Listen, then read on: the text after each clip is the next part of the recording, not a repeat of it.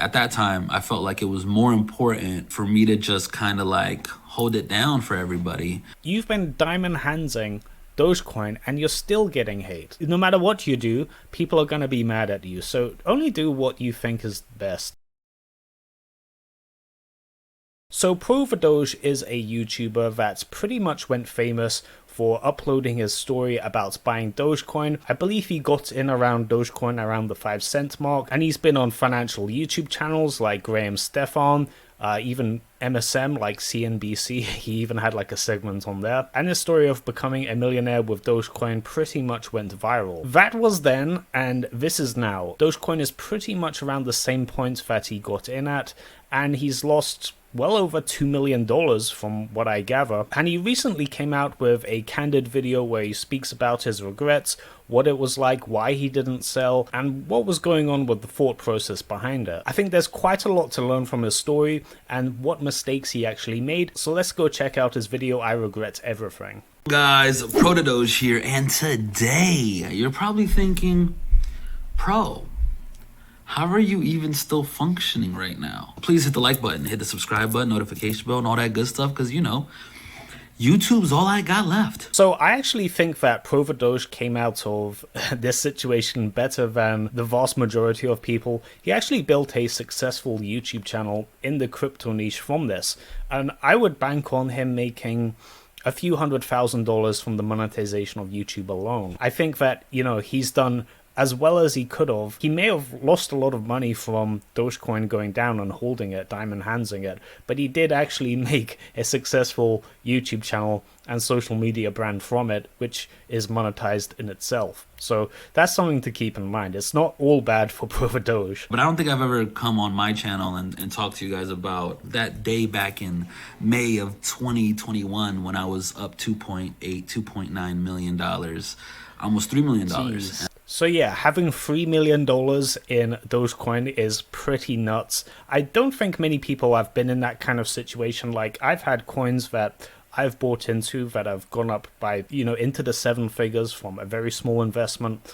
And it is quite trippy. When it's a lot of money, it's kind of hard to think straight in that situation. A lot of people make bad decisions that aren't really well thought out because it's just so much money that you're not used to. I think a lot of people in crypto kind of get in that situation where they're used to a certain level of finance and then they're at the next level of finance and it's just completely alien to them. Like they don't know what to do with it. But $3 million is a hell of a lot to lose on paper.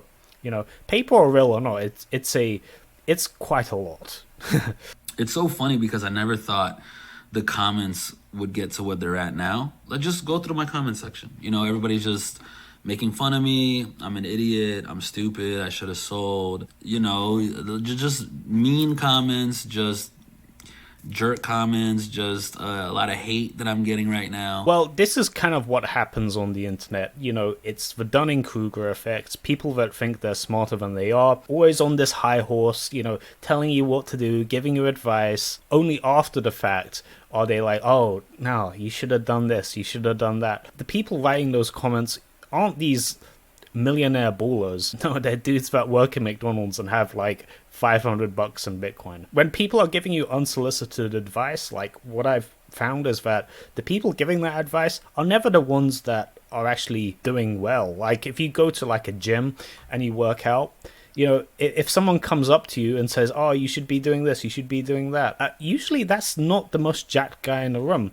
Usually the most jacked guy in a gym is just minding his own business, and you have to ask him for advice on what his perspectives are. But the guys that come up to you and like tell you what to do, they're never the ones that are really in shape. You know, it's kind of like that in finance. It's like that in everything, to be honest. And you know, he's saying he gets a lot of hate. People on like social media, like you got that anonymous factor, you got the Dunning-Kruger effect. Like it's, and we're talking about finances, so people are a bit more volatile than usual. There's a lot of reasons why the reply section in the crypto space is kind of wild, but yeah, that's how it is. Because back then I actually thought I was standing for something. I was trying to hold down a community. I was trying to kind of push this new agenda. I helped a lot of people become interested in crypto. And even if they didn't buy Dogecoin, they bought Ethereum, they bought Bitcoin, they bought Cardano, they bought something else, like I hope that I had a positive impact on a lot of people. At that time, I felt like it was more important for me to just kind of like hold it down for everybody. So he's mentioning that he wants to hold it down for the community, and he wants to,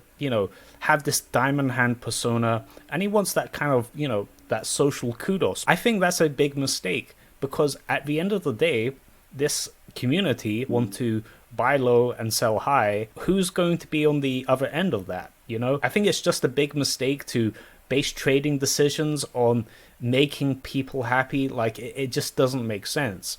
If we're trading, if we're, dealing with crypto, don't hold it down for people. No, you should be worrying about yourself and your finance, because at the end of the day, you are the one that has to pay your own bills. Like, you're the one that is responsible for your losses. The community isn't going to come in and give you money if you lost money. No, everybody is trying to buy low and sell high. So you have to outplay them. It's like a game of poker. You're playing poker with people. You're trying to take their money. They're trying to take your money. So do what you think is best. Don't try and make the poker table happy. Don't try and make the market happy. The market isn't your friend. The only people that should be holding it down are devs of a coin. I own Boss Token, and at its peak it was around I had $2 million worth of the token, and now it's about 100k. But it doesn't bother me whatsoever, because I have a very long-term vision and I'm not going to dump on people. And that's what a dev should do, right? Like, a dev shouldn't be just dumping on people and timing the market. No, they should be in it for the long haul. Devs are the only people that should be holding it down. You are just a guy that bought Dogecoin from a centralized exchange or whatever. You don't have any commitment to hold it down to anybody. You should be worrying about yourself and buying and selling as you see fit. And you mentioned you get a lot of hate and negative comments and stuff like that. Well, you're holding it down for them. Like, what are you talking about? You got to worry about yourself. Do what you think is going to be the most profitable. But at the same time, you did build a successful YouTube channel from this, so it might not be all bad. But I want people watching this video to realize the community around a coin, the market, they're not your friends. They're trying to buy low and sell high. They want to sell high on you. It's like, that's what everyone wants to do. So don't worry about making people happy. Do what you think is best for your own personal finance. Speaking of doing what's best for your finance, Margex.com is a centralized exchange that is sponsoring this video. Margex combines liquidity of multiple exchanges and even has a system that prevents scam, wicks, and candles. Margex prioritizes security and really ease of use. Like, I'm going to show you how easy it is to use Margex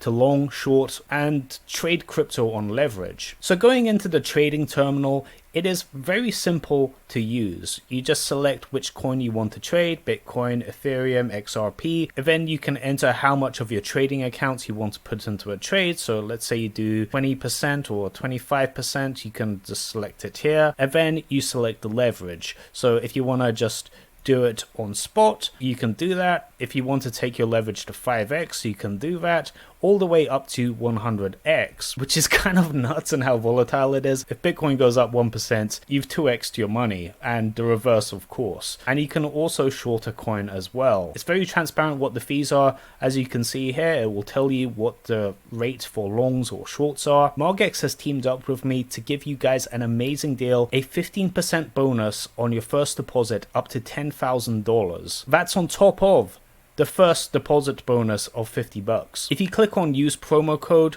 and you enter the promo code 015 in here, you will get a bonus of 15% on your first deposit, which is basically free money that goes to any trading fees you need to pay. So you can basically trade for free without any worry about paying trading fees up to that bonus limit. It's literally free money. So thank you, Margex, and let's get on with the rest of this video. I don't know. I feel like I truly believed and still believe in Dogecoin. I truly believe that this is going to be the way of the future. Long term, I actually believe he'll be fine. I do think that Dogecoin this bull run will reclaim those kind of numbers, and he'll get that $3 million plus and then some, I'm pretty sure. It's just that when you're in the moment and you've lost all this money on paper, it's kind of hard to rationalize. And most people in crypto that were rich at some point and made a lot of money from crypto, if we lose a lot of money on paper, we can make it back. If we're really all that, if we're really this smart,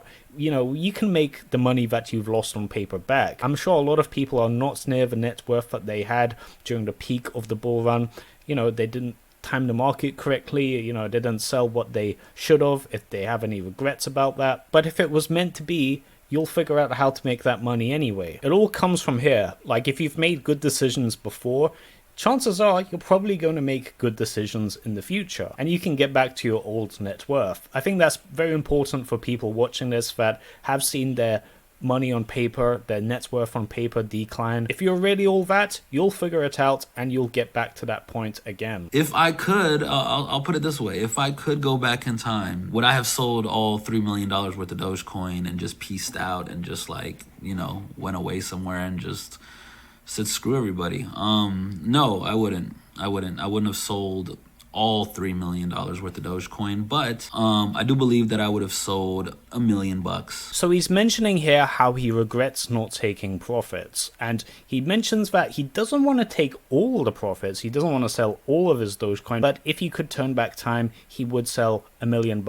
and cash that out, and give himself a sense of safety. I think that's kind of important. If you've bought some kind of altcoin that has gone up tremendously, what is the real harm in cashing out a percentage of that? In that case, if it continues to go up, you're still happy. If it goes down, you're wiping the sweat off your brow and you're saying, phew, I'm so happy that I've done that. I think that's pretty important. Like, if you've made a tremendous amount of money, like if you've bought a coin that has gone up tremendously, take a bit of profits. You're covering your bases. If it goes up or down, you're still good after the fact. I just neglected myself, my loved ones. Like, at that time, it was more important to kind of stand for something and believe in something. Like I've said before, don't be a people pleaser. The market isn't your friend. Everybody is trying to buy low and sell high with other people on the other end, so you really can't be too sentimental about this.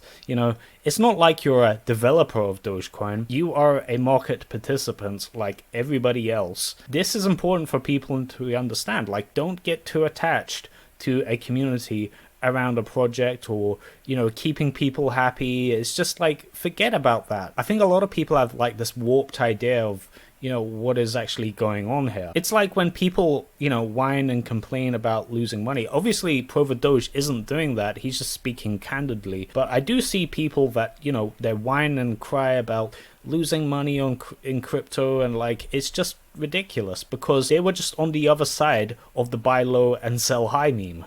If they could, they would do it to someone else, and someone else would be the one, holding the bag, so to speak. It's very weird how sentimental people get around, just a market.